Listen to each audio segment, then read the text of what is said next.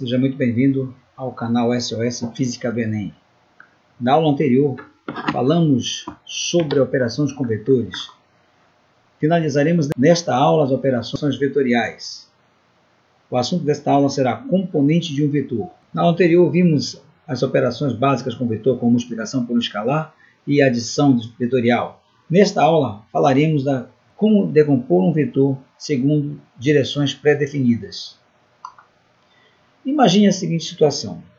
Supondo ser possível, uma pessoa vai puxar um caminhão utilizando uma pequena corda. Observe que esta corda não está na horizontal, forma um certo ângulo com a direção do movimento do caminhão. Ao ser puxado, o caminhão se move, porém parte da força não é utilizado para movimentá-lo, uma vez que a força forma um certo ângulo com a direção do movimento.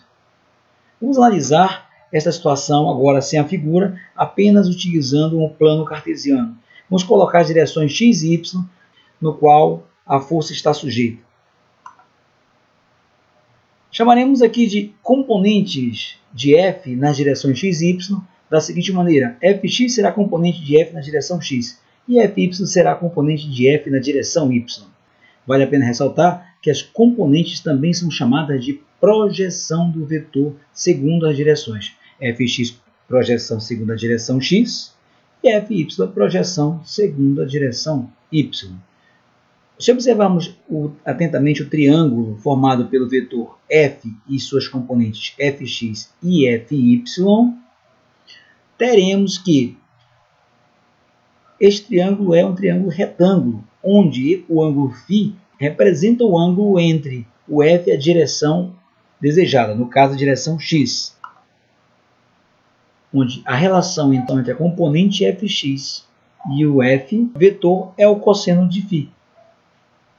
Daí, fx será f vezes o cosseno de φ. Da mesma forma, fy será a relação entre a componente y e o vetor f.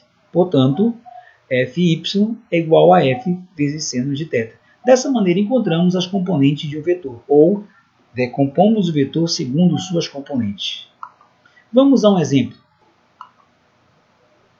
Em um cruzamento da cidade, um semáforo encontra-se dependurado por dois cabos, conforme a situação ilustrada.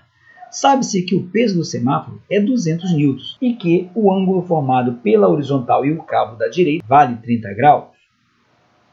As forças que tracionam as cordas direita e esquerda valem, respectivamente, dado seno de 30 igual a 0,5, cosseno de 30 igual a 0,87.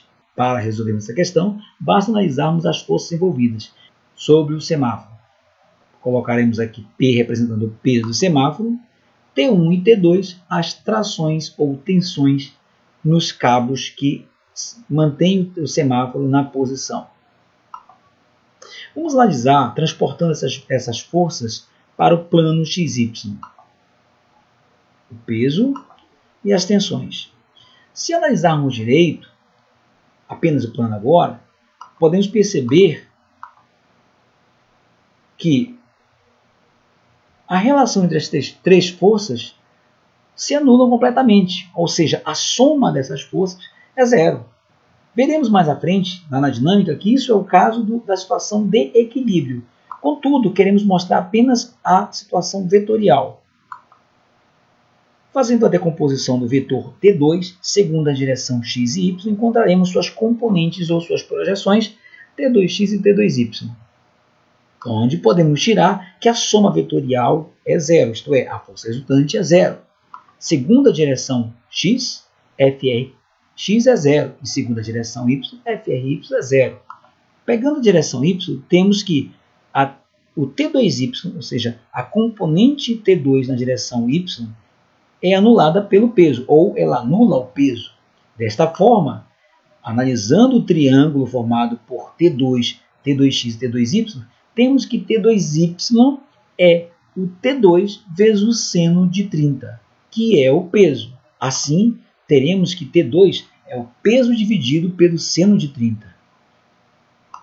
Desta forma, o T2 será 200 por 0,5, e isso será igual a 400 newtons. Faremos a mesma situação para a direção x.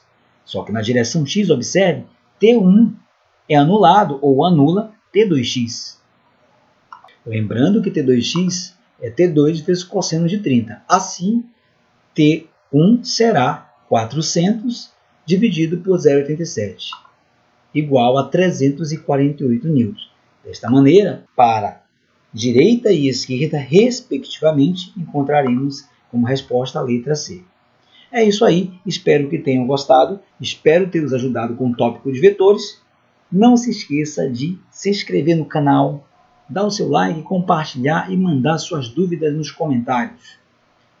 Até a próxima!